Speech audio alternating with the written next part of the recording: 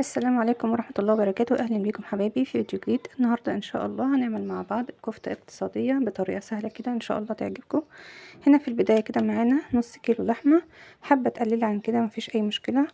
معانا واحدة بصلاية مفرومة واخدة طبعا المية بتاعتها، هننزل بقى بيها كده.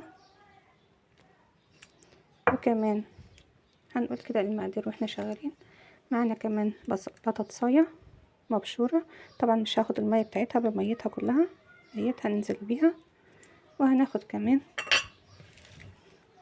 شوية من الفلفل مفروم بالشكل ده، وكمان شوية من الخضار.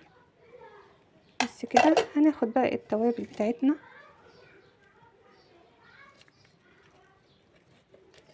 طبعا الملح،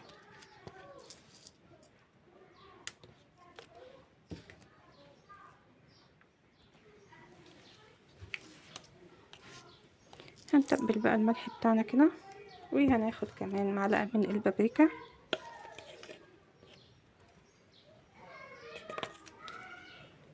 والفلفل الاسود،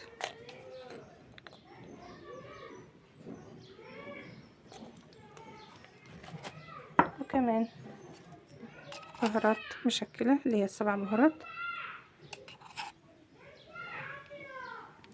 حاجة كمان عفوا، معايا هنا البهارات المشاوي، اخده كده شوية منهم. وهنقلب كل ده بقى مع بعضه.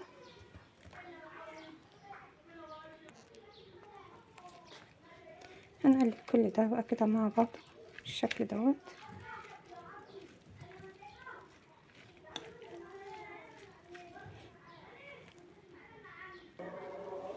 وده شكلها كده بعد ما ضربتها كلها. هنبدأ بقى ناخد منها، وطبعا مية البصل هنبدأ بقى نصبعها بيها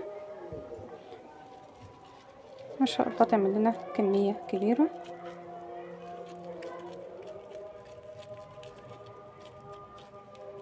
هو الحجم اللي انت حباه، مش محتاجة اي حاجة. هنبدأ بقى نرصها كده.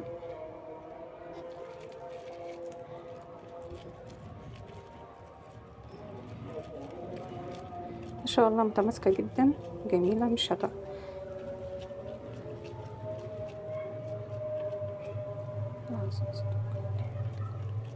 هنبدأ بقى نصبع باقي الكفتة.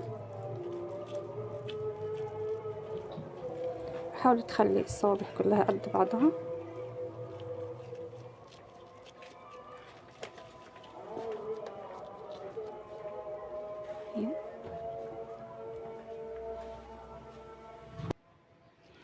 وبعد كده ما صبعنا الكفتة بالشكل دوت، شايفين ما شاء الله عملت عدد كبير جدا وحلو. تعالى بقى نروح للبوتاجاز ونشوف هنعمل ايه. عفوا طبعا معايا هنا زيت على النار. الفيديو ما كانش بيصور. طبعا حطيت الزيت وحطيت الكفتة كده عشان تتحمر.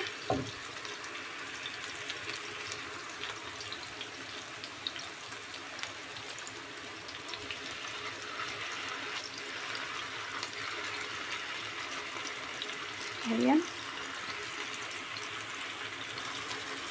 يا جماعة الكفتة بتتحمر اهي.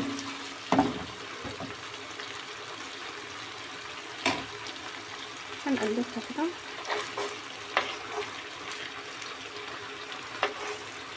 هنحمر الكمية كلها.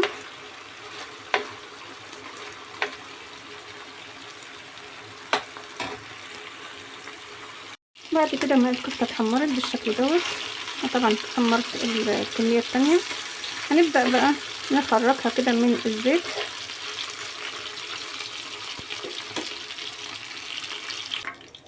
وفي نفس الطاسة كده هناخد بصلاية متقطعة جوانح،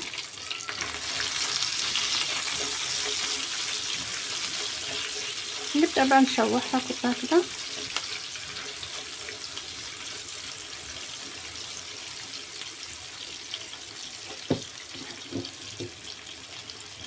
هناخد معاها معلقة من الملح،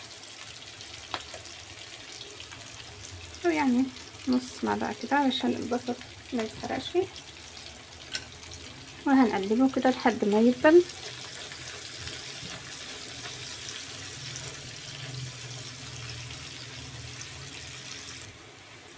وبعد ما البصل دبل كده بالشكل دوت هناخد معلقة من الثوم المفروم وهنقلبها كده.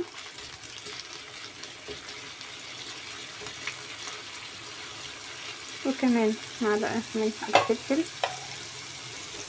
مفروم كده وهنقلبهم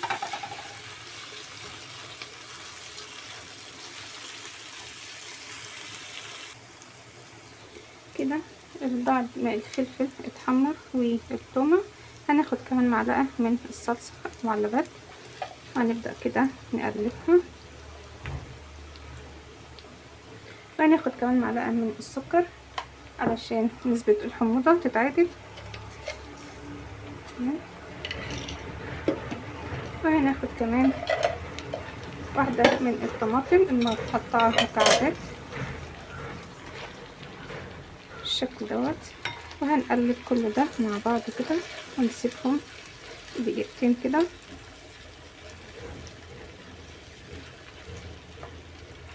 الله على الريحة بقى طالعة ما شاء الله جميلة جدا، وريحة الكفتة جميلة جدا وهي بتتحمر. هناخد بقى التوابل بتاعتنا، الملح والفلفل الاسود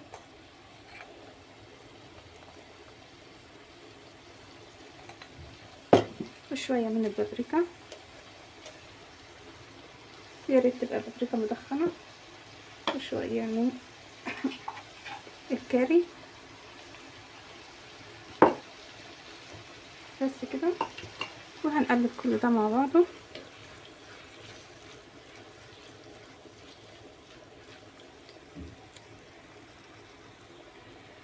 بعد بقى انا هنا محمره بطاطسايه مقطعه كده مكعبات ومحمراها، هنبدا بقى ننزل بيها كده على الصلصه الطماطم بالشكل دوت.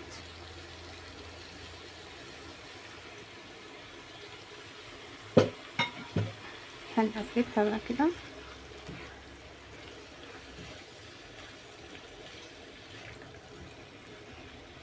مش حابه تحطي بطاطس ده بيرجع لك انتي، تكتفي بالكفته بس مفيش اي مشكله.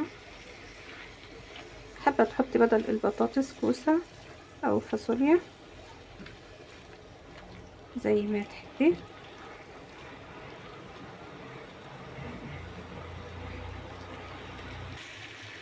هنا بقى هناخد معلقه من دبس الرمان،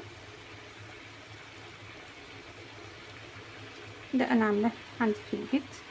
هنبدأ بقى كده نقلبه.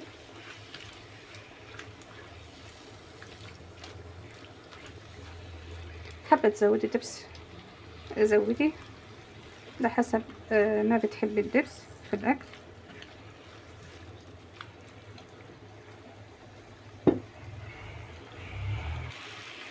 هنا بقى هناخد شوية من المية الدافية عشان تعمل لنا صوص كده جميل، ونرجع بقى الكفتة مع الخضار. طبعا البطاطس متحمرة علشان كده هتلاقيها مستوية يعني نص سوا كده، والكفتة طبعا متحمرة مش هتاخد سوا كتير، حوالي 10 دقايق بالظبط ونطفي عليها.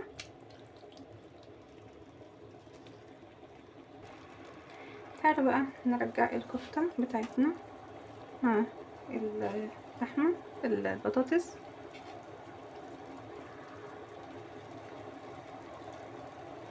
هنبدأ بقى نغطيها ونسيبها كده مع نفسها كده حوالي 10 دقايق.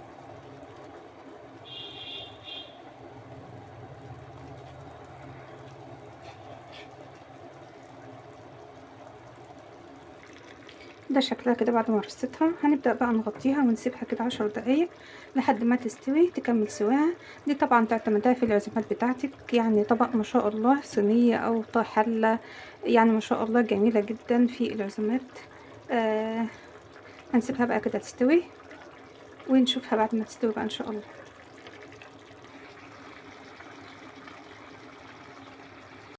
ودي شكل الكفتة يا جماعة بعد ما استوت كده وغرفناها، جميلة جدا وخطيرة وريحتها ما شاء الله جميلة جدا وطبعا استوت معانا. هنحط لها شوية بقى من الخضار كده على وشها بس كده. زي ما احنا شايفين البطاطس استوت جميلة، والكفتة كمان شايفين. يا ريت تجربوها ان شاء الله تعجبكم. ده كان فيديو النهارده، وان شاء الله نتقابل في فيديو جديد، والسلام عليكم ورحمة الله وبركاته.